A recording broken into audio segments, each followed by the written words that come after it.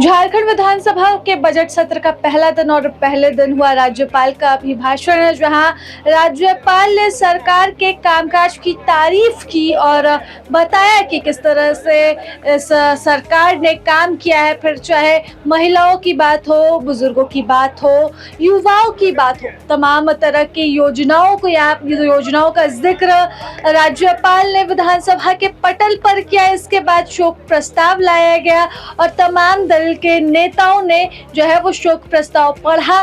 तो आज से सदन की कार्यवाही शुरू हो चुकी है और 24 फरवरी को बजट आएगा। इसका इंतजार पूरे झारखंड वासियों को है, क्योंकि इस बार का बजट साधारण बजट नहीं बल्कि अगवा बजट कहा जा रहा है। आम जनता के सुझावों को इस बजट में शामिल किया जा रहा है, जिसका इंतजार पूरे झारखंड को होगा कि आखिरकार आम जनता की आकांक्षाओं को ये बजट किस तरह से पूरा करता है। लेकिन आप पहले सुने राज्यपाल का अभिभाषण, जिस तरह से राज्यपाल ने सरकार के कामकाज की तारीफ की। आप सभी का हार्दिक स्वागत और अभिनंदन करता हूँ।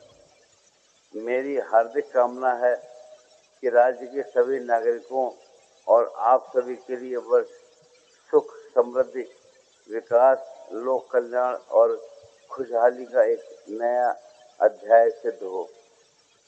नियत के कठोर हाथों ने विगत वर्ष के उत्तरार्ध में हमारे बीच से दिशोम गुरु को हमसे छीनकर हमें स्तब्ध और शोकाकुल कर दिया। मैं आदरणीय दिशोम गुरु सहित अन्य दिवंगत पुण्यात्माओं को श्रद्धांजलि अर्पित करता हूँ। आप सभी जानते हैं कि विगत वर्षों में हमारी सरकार ने अत्यंत विपरीत परिस्थितियों में संविधान की परंपराओं, लोकतांत्रिक व्यवस्था, सांप्रदायिक सौहार्द और प्रदेश के नागरिक के बीच भाईचारे की भावना को बलवती करने में सफलता पाई है। लोकतांत्रिक परंपराओं का पूर्ण निर्वहन करते हुए जाति, धर्म तथा वर्ग के भेद से ऊपर उठकर राज्य के सर्वांगीण विकास, सभी नागरिकों के जीवन में अमन, चैन, खुशहाली लाने और राज्य को तीव्र गति से विकास के रास्ते पर आगे बढ़ाने का ईमानदार प्रयास किया है। कानून व्यवस्था को सर्वोच्च प्राथमिकता देते हुए हमारी सरकार द्वारा जीरो टॉलरेंस की नीति अपनाकर प्रदेश में अपराध मुक्त, भयमुक्त वातावरण तथा कानून का शासन स्थापित किया गया है। राज्य में विघटनकारी और उग्रवादी तत्वों पर निरंतर कार्रवाई की जा रही है और आंतरिक सुरक्षा से संबंधित विभिन्न घटनाओं में कई अपराधियों को न केवल पकड़ा गया बल्कि घटनाओं को घटित होने से रोका भी गया है। वर्ष 2025 में साइबर अपराध से संबंधित 1413 प्रतिवेदित कांडों में कुल 1268 अपराधियों को गिरफ्तार किया गया है। साइबर हेल्पलाइन नंबर 1930 के माध्यम से अब तक 111 करोड़ रुपए की राशि को ब्लॉक किया गया है। साथ ही धारा 497 BNS के तहत पीड़ियों के खातों में लगभग 12 करोड़ रुपए की राशि वापस भी कराई गई है। प्रशासन को चुस्त दुरुस्त बनाए रखने हेतु विभिन्न स्तरों पर पर्यवेक्षण की व्यवस्था को सुदृढ़ बनाया गया है। आपराधिक तत्वों से सांठगांठ करने वाले तथा भ्रष्टाचार में लिप्त लोक सेवकों के विरुद्ध प्रभावी दंडात्मक कार्रवाई की जा रही है।